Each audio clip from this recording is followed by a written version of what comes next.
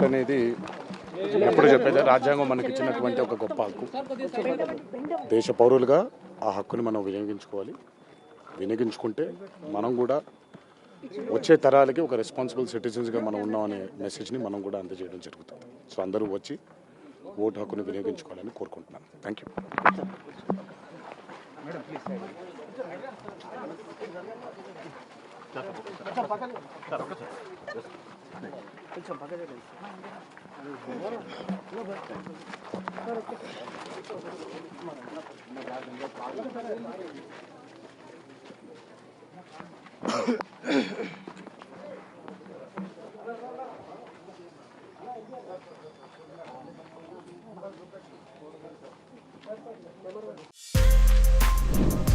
For more videos like this, subscribe Big TV channel.